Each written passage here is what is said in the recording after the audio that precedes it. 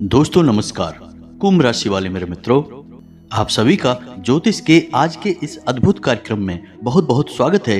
हृदय से अभिनंदन है। दोस्तों, आज के इस वीडियो में हम आपको कुछ ऐसी बात बताने जा रहे हैं जिसे यदि आपने समझ लिया, पहली बात तो यह है कि ये बातें आपके लिए पहली बार होंगी जिन्हें आप सुनेंगे, और इन बातों को सुनकर निश्चित तौर पर आप आश्चर्यचकित रह जाएंगे और आपको एक नई दिशा प्राप्त होगी। दूसरी बात यह है कि इन बातों को यदि आपने समझ लिया तो आपके जीवन में जो परेशानियां हैं, जो तकलीफें हैं, इन सब परेशानियों का समाधान आप स्वयं ही निकाल पाएंगे और आप समझ जाएंगे कि आखिर क्या कारण है जो आपके जीवन में इतनी परेशानियां हैं, इतने कष्ट हैं। अब इस बीच हम आपको बता दें कि कुछ ऐसी बातें भी हम आपको बताएंगे जो कि केवल आपके व्यक्तित्व के बारे में है, खुद के बारे में है और बेहद ही गुप्त हैं। तो इन बातों के बारे में आप किसी से चर्चा ना करें। दूसरा यह है कि आप वीडियो को बिल्कुल अकेले में, एकांत में, ठंडे दिमाग से देखें तो आपको ज्यादा समझ में आएगा। यदि आपने किसी काम को करते करते इस वीडियो को देखा तो आपको कुछ भी अच्छी तरह से समझ में नहीं आएगा और आप सही ज्ञान नहीं ले पाएंगे, तो फिर आपका जीवन कैसे बदलेगा दोस्तों। जी हाँ दोस्तों, तो बस आपको ठंडे दिमाग के साथ इस वीडियो को पूरा देखना है और हर बात जो इसमें हम बता रहे हैं उसे समझने का प्रयास करना है। हम आगे आपको बताने जा रहे हैं कि आप तो भगवान की पूजा पाठ करते हैं, सच्चे मन से उन्हें याद करते हैं, अपनी तकलीफें उन्हें बताते हैं, लेकिन भगवान आपके बारे में क्या सोचते हैं। और जब भगवान आपके बारे में सोचते हैं तो आपको कैसे पता चलेगा कि भगवान आपके बारे में क्या सोच रहे हैं और अब आपको इसके अनुसार अपने जीवन में क्या बदलाव लेकर आने हैं। आखिर भगवान की भाषा क्या होती है, आप कैसे भगवान से बात कर सकते हैं, बड़ा ही गहरा विषय है जो आज के इस वीडियो में हम आपको बताने जा रहे हैं। यदि आपने आज के इस वीडियो को नहीं देखा तो यकीन मानिए कि आप एक बेहद ही महत्वपूर्ण जानकारी से वंचित रह जाएंगे। जी हाँ दोस्तों, आपके जीवन में जो आज की स्थिति बन रही है, इस स्थिति में भगवान आपके बारे में कुछ विशेष सोच कर बैठे हैं। कुछ खास बड़ी घटनाएं आपके जीवन में घटित होने वाली हैं, लेकिन यदि आपने भगवान के द्वारा दिए जाने वाले संकेतों को नहीं समझा, भगवान की भाषा को नहीं समझा, तो आप निश्चित तौर पर वही गलतियां करते रहेंगे जो आप लगातार करते चले आ रहे हैं। फिर निश्चित तौर पर आप ना तो अपने जीवन में कामयाबी हासिल कर पाएंगे और ना ही भगवान की कृपा आपको प्राप्त हो पाएगी। तो बस ठंडे दिमाग से आपको वीडियो पूरा देखना है और हर एक बात जो हम बता रहे हैं उसे समझने का प्रयास करना है। तो चलिए दोस्तों, बिना समय गवाए आज के इस वीडियो को प्रारंभ करते हैं और बताते हैं कि क्या फैसला है जो भगवान ने आपके लिए लिया है और आपको इस फैसले के अनुसार अपने जीवन में कौन से जरूरी बदलाव लेकर आने चाहिए। अब शर्त यहाँ पर यह रहेगी कि आपके अंदर यदि धैर्य की हिम्मत है, यानी कि समय देने का साहस है, तभी आप इस वीडियो को देखें, जल्दबाजी में बिल्कुल भी ना देखें। तो चलिए आज के इस वीडियो को प्रारंभ करते हैं, लेकिन इससे पहले आपसे एक निवेदन है कि कमेंट में पूरे भक्ति भाव के साथ, सच्ची श्रद्धा के साथ जय मां भद्रकाली कृपा करो 3 बार अवश्य लिखना दोस्तों। एक बार से काम नहीं बनता है। हमारे धर्म शास्त्रों में 3 का विशेष महत्व होता है दोस्तों। जैसे कि इस सृष्टि के निर्माण में त्रिदेव का महत्वपूर्ण योगदान रहता है। समय के भी 3 काल होते हैं, दिन के भी 3 पहर होते हैं और भगवान भोलेनाथ के हाथ में जो त्रिशूल है उसके भी 3 शूल होते हैं। तो 3 का बहुत अधिक महत्व है दोस्तों, धार्मिक महत्व है। इसी वजह से हम हर वीडियो में आपसे कहते हैं कि आपको एक बार नहीं 3 बार लिखना है, जय मां भद्रकाली कृपा करो। आप यकीन मानिए कि आप सच्चे भाव से यदि इस क्रिया को करते हैं तो यही आपकी पूजा बन जाएगी, आराधना बन जाएगी और मां भद्रकाली आपके हर एक कष्ट को हर लेंगी और आपके जीवन में कृपा और आशीर्वाद भेज देंगी। तो सबसे पहले आप इस कार्य को करें। उसके बाद एक और छोटा सा निवेदन है आपसे कि यदि आप चैनल पर पहली बार आए हैं तो चैनल को सब्सक्राइब करके बगल में जो घंटी का निशान है उसे अवश्य दबा दें दोस्तों। इससे हमारा बहुत अधिक मनोबल बढ़ेगा और हम दुगनी मेहनत से आपके लिए ऐसे ही सूक्ष्म और ज्ञानवर्धक वीडियो लेकर आते रहेंगे। जी हाँ दोस्तों, तो चलिए सब्सक्राइब कर दीजिए, फिर आगे बढ़ते हैं। जी हाँ दोस्तों, तो चलिए शुरू करते हैं। दोस्तों, एक बात जो हम आपको बता दें, और यह थोड़ी सी कड़वी बात हो सकती है, शायद सुनकर आपको अच्छा न लगे, झटका लगे। सबसे पहले हम आपको बता दें कि आपकी राशि के जातकों के जीवन में जो परेशानियां होती हैं, जो भी कष्ट होते हैं, उन परेशानियां, उन कष्ट के लिए सबसे अधिक जिम्मेदार आप स्वयं ही होते हैं। आपको लगता ऐसा है कि कोई बाहर का इंसान कोई अपना ही या कोई पराया इंसान आपको किसी न किसी बात से परेशान कर रहा है, या आपके जीवन में परेशानियां चल रही हैं, उतार चढ़ाव चल रहे हैं। हाँ, थोड़ा बहुत दूसरों के द्वारा निर्मित की गई परेशानियां और कष्ट होते हैं, लेकिन कई ऐसी समस्याएं हैं, कई ऐसी परेशानियां हैं जिन्हें आप स्वयं ही न्योता दे देते हैं, अपने जीवन में आमंत्रण दे देते हैं, और आप अनजाने में ऐसा करते हैं दोस्तों। आपको अपने व्यवहार पर नियंत्रण नहीं रहता है, इस वजह से आपको ऐसी परिस्थितियों का सामना करना पड़ता है। तो अब इस बात को सुनकर आपको शायद ऐसा मन में प्रश्न उठेगा कि आप भला अपने आप को परेशान क्यों करेंगे। आपके मन में ऐसी बात आ सकती है कि भाई आप अपने आप को परेशानी में क्यों डालेंगे, ऐसा कोई जानबूझकर करता है क्या। लेकिन दोस्तों, हम आपको बता दें कि आप ऐसा निश्चित तौर पर करते हैं। जी हाँ दोस्तों, आपके स्वभाव में कुछ बहुत बड़ी खामियां हैं, कुछ बहुत बड़ी परेशानियां हैं, जिनको लेकर आप हमेशा परेशान रहते हैं, विचलित रहते हैं। जी हाँ दोस्तों, तो कौन सी हैं वो परेशानियां, आप ध्यान से सुनिए। सबसे पहली परेशानी कि आप भले और बुरे लोगों के बीच कभी भी फर्क पता नहीं लगा पाते हैं। आप एक भावुक इंसान हैं, यह छोटी बात नहीं है, बहुत बड़ी बात है, और इसी की वजह से आप असल में हर रिश्ते नाते में फंस जाते हैं। आपका दुरुपयोग होता है। आप जिसको अपना हमदर्द मानते हैं, आप सच्चे दिल से जिससे प्रेम करने लगते हैं, आपको पता चलता है कि अरे यह तो बहुत बड़ा धोखेबाज निकला। समय आने पर इसने आपका बिल्कुल भी साथ नहीं दिया और इसने तो आपको बहुत बड़ी मुसीबत में डाल दिया। आपका दुरुपयोग किया, आपसे रुपए मांग लिए, आपकी मदद मांग ली, बाद में जब आपको जरूरत पड़ी तो आपके लिए बिल्कुल भी नहीं आया। तो जब आपको ऐसा पता लगता है तो फिर आप दुखी हो जाते हैं, परेशान हो जाते हैं, फिर सोचते रहते हैं उसी इंसान के बारे में, और आपको लगता है कि इस इंसान ने आपको बहुत कष्ट पहुंचाया। ठीक ऐसा ही दोस्तों उन लोगों के साथ भी होता है जिन्हें आप अपना शत्रु मानते हैं। इसका उल्टा भी होता है, जिन्हें आप अपना शत्रु मानते हैं लेकिन वो असल में आपके हमदर्द हैं, लेकिन आपको उनकी बातें अच्छी नहीं लगती हैं, आपको उनसे चिढ़ होती है, उनकी कही हुई हर एक बात आपको चुभने लगती है, लेकिन असल में होता उल्टा है। वे आपके हमदर्द हैं। हो सकता है कि वे आपकी थोड़ी बहुत आलोचना करते हैं, आपके कार्यों में कमियां निकालते हैं, लेकिन वे आपको देख रहे हैं, आप पर नजर रख रहे हैं, आपकी चिंता करते हैं। तो आपके अंदर जो कमियां हैं उन कमियों को बताते हैं तो आप चिढ़ जाते हैं और आप उनसे दुश्मनी मोल ले लेते हैं। तो अपने जो आपके हैं सच्चे वाले, उन्हें तो आप कभी पहचान नहीं पाते हैं, और जो नकली वाले अपने हैं जो कि मगरमच्छ के आंसू बहाते हैं, ढोंग करते हैं, नकाब लगाकर आपके आसपास घूमते रहते हैं, ऐसे लोगों को आप अपना समझते हैं और फिर आप परेशान होते हैं। इधर भी आपको परेशानी मिलती है और उधर भी आपको परेशानी मिलती है। तो ऐसी स्थिति में आप खुद अपनी परेशानियों के जिम्मेदार हुए या नहीं हुए, आप स्वयं विचार करिए दोस्तों। बात बहुत सामान्य तौर पर हमने कही है लेकिन बहुत बड़ी है दोस्तों। यदि आप सच्चे इंसान को पहचानना सीख जाएं तो आपके जीवन से आधी से ज्यादा परेशानियां दूर हो जाएं। आपका दिल कभी नहीं टूटेगा, आप दुखी कभी नहीं होंगे, और आपके अंदर एक खूबी है कि यदि आप दुखी हैं तो आपका फिर किसी भी काम में मन नहीं लगता है और आप उतनी अच्छी तरह से कोई भी कार्य नहीं कर पाते हैं। आपके निर्णय उतने मजबूत नहीं होते हैं। हमेशा आपका ऊर्जा का स्तर गिरा हुआ रहता है और आपके अंदर नकारात्मकता घर करने लगती है। फिर आपको हर बात बुरी लगने लगती है, जीवन भी बुरा लगने लगता है। तो थोड़ा आपको इस पर कार्य करना है। तो आप कैसे पहचानेंगे? तो दोस्तों, आपके अंदर एक छोटी सी कमी और भी है कि जब कोई इंसान आपकी बात काटने लगता है, आपका विरोध करने लगता है, तो अचानक से आपको क्रोध आने लगता है। और जब आपके मन में क्रोध उत्पन्न होता है दोस्तों, तो आपका जो बौद्धिक बल है वह कमजोर पड़ जाता है, यानी आपकी विचार करने की क्षमता कमजोर पड़ जाती है। फिर आप भावना में बहकर जवाब देने लगते हैं और आप सही आकलन नहीं कर पाते हैं कि यह इंसान ऐसी बात क्यों कह रहा है, आपकी बात काट क्यों रहा है, आप में कमी निकाल क्यों रहा है।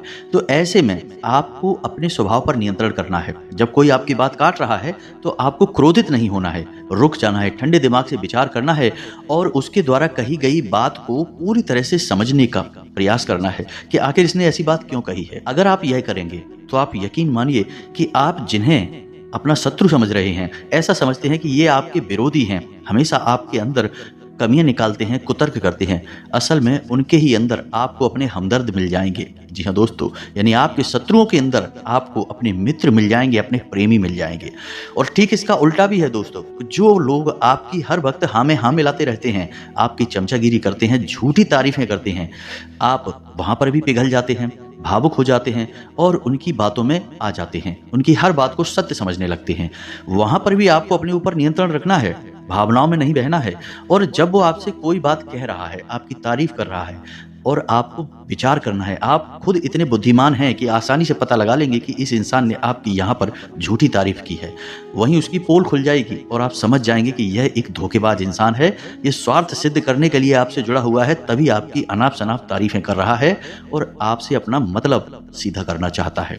ये 2 काम यदि आप करने लगेंगे, आप निश्चित तौर पर अपने 50% से ज़्यादा यानी आधी से ज़्यादा अपनी तकलीफों को अपने हाथों से दूर कर पाएंगे। दोस्तों, हम गारंटी देते हैं। बस यहाँ पर आपको सबसे बड़ा कार्य यही करना है कि कोई आपसे कुछ भी कहे, आपको तुरंत उसका जवाब नहीं देना है, तुरंत अपने मन में कोई विचार नहीं लाना है। थोड़ा रुक जाना है, फिर उसके बाद सोचना है कि ऐसा इसने क्यों कहा, ऐसा इसने क्यों किया, कारण क्या था।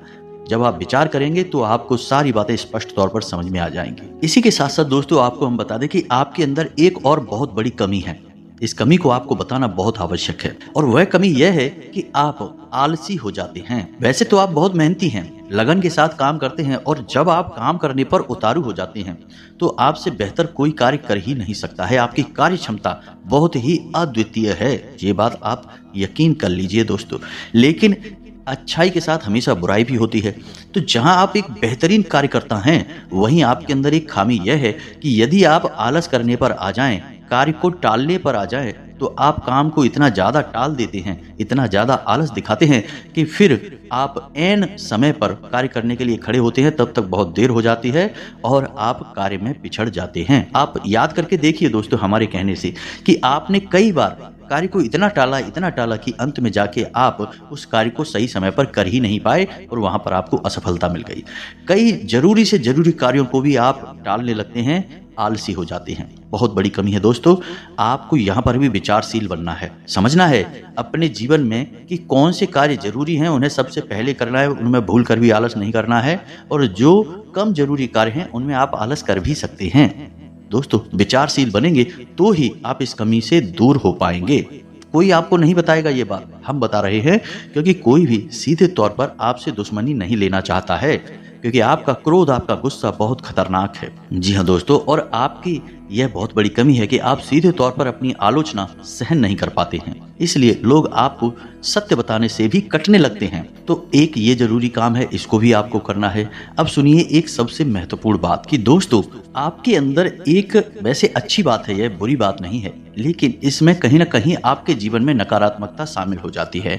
तो ध्यान से सुनिए कि आपकी एक बड़ी आदत क्या है, कि आपके अंदर छल कपट की भावना नहीं है। आप झूठ को सहन नहीं कर पाते हैं और अपनी बात सीधे तौर पर लोगों के सामने रख देते हैं, यानी सत्य का साथ देते हैं और सीधे तौर पर अपनी बात लोगों के सामने रख देते हैं। अब इससे होता यह है कि लोग आपसे बहस करने पर उतारू हो जाते हैं और आपकी सही बात का भी गलत मतलब निकालने लगते हैं, क्योंकि आप इतने सीधे तौर पर बात बोलते हैं। घुमाने फिराने की आपकी आदत नहीं है, सीधे सीधे आप बात बोल देते हैं, फिर चाहे किसी को बुरी लगे या अच्छी लगे। तो ऐसे में कई बार ऐसा होता है कि आप बहसबाजी को आमंत्रण दे देते हैं, लोगों के साथ बहस में पड़ जाते हैं, और वह बहस कई बार इतनी बढ़ जाती है कि आपके रिश्तों में भी खटास आ जाती है और आपके जीवन में भी नकारात्मकता आ जाती है। कभी कभी तो बहस इस हद तक चली जाती है कि वह झगड़े का रूप भी ले लेती है। तो यहाँ पर आपको थोड़ा सा चतुराई से काम लेना सीखना होगा। ज्यादा सीधेपन से भी काम नहीं चलता है, और आपके मन में सत्यता है, आप उसे बनाकर रखिए, लेकिन दुनिया में उस सत्यता का प्रदर्शन करने की कोई आवश्यकता नहीं है। आपको किसी से बहस नहीं करनी है। कोई झूठ बोल रहा है, गलत काम कर रहा है, उसे करने दो, आपको इससे कोई मतलब नहीं है दोस्तों।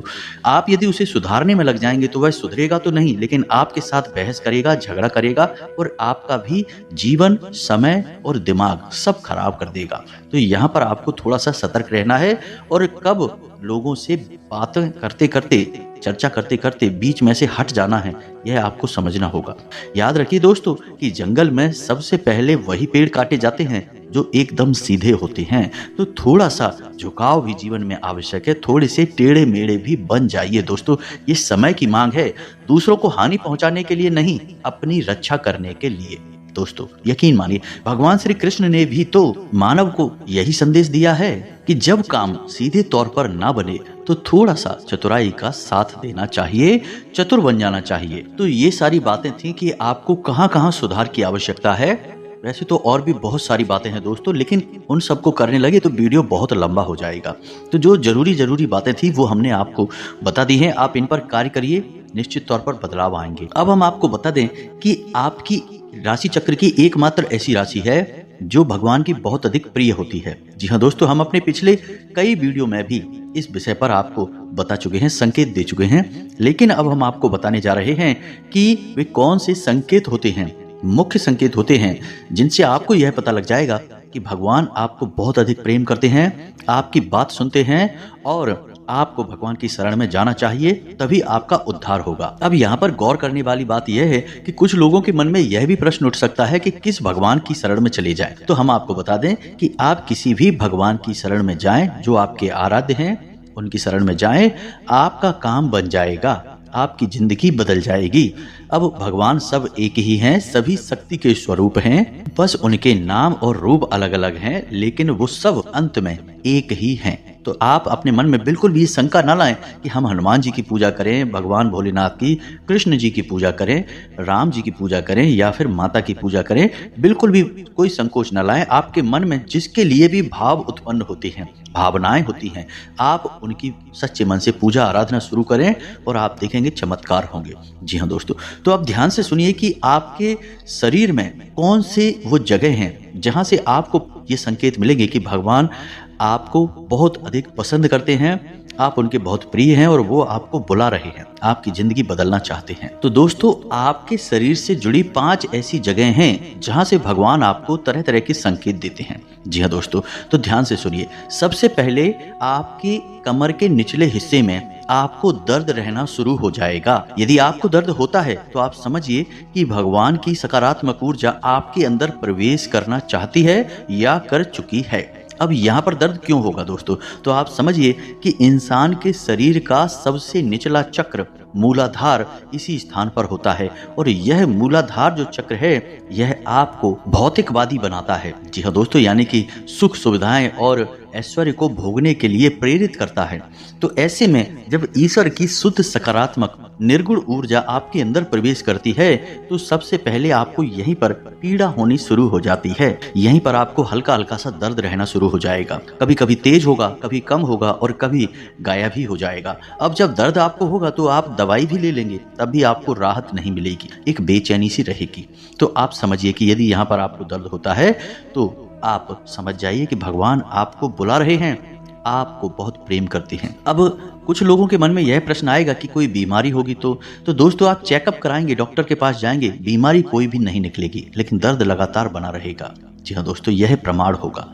दूसरा स्थान है आपके माथे पर, आपकी भौं के बीचों बीच। जी हाँ दोस्तों, जिसे हम आज्ञा चक्र कहते हैं। अब आज्ञा चक्र, जैसा कि इसका नाम है कि आज्ञा दी जाएगी आपको, तो आज्ञा से संबंधित जो भी क्रियाएं हैं वे क्रियाएं इसी चक्र से नियंत्रित होती हैं। अब जब आप स्वयं को आज्ञा दे रहे हैं कि आज मैं ये काम करूंगा, आज मैं यहाँ जाऊंगा, वहां जाऊंगा, इसी बीच ईश्वर की शुद्ध सकारात्मक ऊर्जा आपके शरीर में प्रवेश कर जाती है और वह आपसे कुछ और करवाना चाहती है, पूजा पाठ कराना चाहती है, ईश्वर का नाम लेना चाहती है, लेकिन आप उसकी सुन नहीं रहे हैं। तो ऐसे में क्या है, एक खिंचाव उत्पन्न होता है। आप भौतिकवादी हैं और आध्यात्म आपको खींच रहा है, ईश्वर आपको खींच रहे हैं। तो यही खिंचाव आपको अपने माथे पर महसूस होगा, हल्की हल्की झंझनाहट होगी, खिंचाव सा होगा और थोड़ी सी हल्की हल्की खुजली भी होगी, दर्द भी रह सकता है। यदि ये संकेत हैं आपको तो समझ जाइए कि ईश्वर आपसे प्रेम करते हैं। अब आपको तैयार हो जाना है, भक्ति में लीन हो जाना है। कार्यों को करते करते भी इस तरह करें कि आप ईश्वर की भक्ति कर रहे हैं, यानी ईश्वर का नाम लेते लेते कार्य को करें। अब तीसरा स्थान है दोस्तों आपकी वाणी। जी हाँ दोस्तों, आप देखेंगे कि अचानक से कुछ ऐसा होने लगा है कि आपके द्वारा बोली गई बातें सच होने लगी हैं। हर बात तो नहीं होगी, लेकिन कई बातें ऐसी होंगी जो आपने यूं ही बोल दी और वो बात सच हो जाएगी। यदि ऐसा हो रहा है तब भी आप सतर्क हो जाइए। चौथा स्थान है आपके विचार। अब आपने किसी के बारे में कुछ बोला नहीं, बस मन में सोच ही लिया और वह घटना भी यदि घट जाए, ऐसा भी हर बार नहीं होगा, अक्सर कई बार होगा, लेकिन स्पष्ट तौर पर नहीं होगा। आपके मन में बस जरा सा विचार आएगा और वह विचार सत्य हो जाएगा। जी हाँ दोस्तों, यह भी एक बहुत बड़ा संकेत है। और आखिरी संकेत है आपके सपने। आपके मन में जो भी विचार चल रहे हैं, आपके मन में कोई उलझन है तो उन विचारों का, उन उलझनों से संबंधित कोई समाधान आपको सपनों के माध्यम से मिल जाएगा। जी हाँ दोस्तों, जैसे आप कुछ ऐसी परेशानी में उलझे हुए हैं कि आपको कुछ समझ में नहीं आ रहा है, आप ईश्वर का नाम लेके सोएंगे कि प्रभु हमें इस परेशानी से बाहर निकालिए, और सपने के माध्यम से आपको कुछ ना कुछ ऐसा संकेत मिलेगा जिससे आपको समाधान मिल जाएगा। या फिर सपने के माध्यम से कई ऐसी भविष्य की घटनाएं आपको आभास करा देंगी जो होने वाली हैं, और आपको पहले ही उनका पूर्वाभास होने लगेगा। ईश्वर से जुड़े हुए संकेत भी आपको मिल सकते हैं। आप जिनको पूजा पाठ करते हैं, जो आपके आराध्य हैं, उनसे जुड़े हुए भी कुछ संकेत आपको मिल सकते हैं। यदि ऐसा कुछ हो रहा है तो आप समझ जाइए कि यह बहुत अच्छा समय है जब आप ईश्वर से जुड़ेंगे। तो बस इन संकेतों को आप पहचानिए। आपको इनमें से कुछ संकेत समझ में यदि आ जाते हैं तो आप समझ जाइए कि अब समय आ चुका है जब आपको ईश्वर में लीन होना है, धार्मिक होना है। पूरी तरह से नकारात्मक चीजों को त्याग दीजिए। किसी भी प्रकार का व्यसन आपके जीवन में है, जुआ, शराब आदि कोई आपको आदत लगी हुई है, उसे त्याग दीजिए दोस्तों। अब समय आ गया है कि अब आपको बड़ा कदम उठाना है, ईश्वर से जुड़ना है। जी हाँ दोस्तों, ईश्वर खुद आपको बुला रहे हैं। यदि आज आपने यह कदम नहीं उठाया तो फिर कभी मौका नहीं मिलेगा, कभी आपकी सदगति नहीं होगी। तो अब आपको करना क्या है? कुछ लोग ऐसे में यह प्रश्न भी करेंगे, यानी उनके मन में यह सवाल भी उठेगा कि हम तो कामकाज में उलझे रहते हैं दिन भर, तो अब ईश्वर की आराधना कब करें, ईश्वर की कब पूजा पाठ करें, मंदिर में कब जाएं? तो दोस्तों हम आपको बता दें कि पूजा पाठ करने के लिए यदि आपके पास समय है तो आप करिए, जितना समय है उतना करिए। मंदिर जाने का समय है तो जाइए, सर्वोत्तम है। इधर उधर बैठकर समय खराब करने से बेहतर है कि भगवान की शरण में जाइए, मंदिर जाइए और वहां पर भगवान की शरण में बैठिए। आपका मन बहुत सुंदर हो जाएगा। दूसरा कि यदि आपके पास समय नहीं है, कि आप नहीं जा पा रहे मंदिर, पूजा पाठ भी नहीं कर पा रहे हैं, तो कोई बात नहीं है दोस्तों। कर्म ही पूजा है, हमारे शास्त्रों में लिखा हुआ है। तो आप कर्म को ही पूजा समझकर करिए। जी हाँ दोस्तों, आपके जो भी आराध्य हैं, मानकर चलिए कि हनुमान जी आपके आराध्य हैं, तो आप जो भी कार्य करते हैं उस कार्य को हनुमान जी की पूजा मानकर करिए। जी हाँ दोस्तों, आप अपने मन में विचार करिए कि आप ऑफिस जा रहे हैं, तो घर से बाहर निकलने से पहले हनुमान जी को याद करते हुए हनुमान जी से कहना है कि प्रभु आज का कार्य हम आपकी पूजा के तौर पर करेंगे और आपको समर्पित करेंगे। जी हाँ दोस्तों, और बिल्कुल उतनी ही शुद्धता के साथ करेंगे जैसे कि मंदिर में हम आपकी पूजा करते हैं। कोई भी कार्य आप करिए, अपने दिन भर के सारे कार्य करिए, ईश्वर को समर्पित करिए, उसकी पूजा मानकर करिए। इसीलिए तो कहा गया है कर्म ही पूजा है।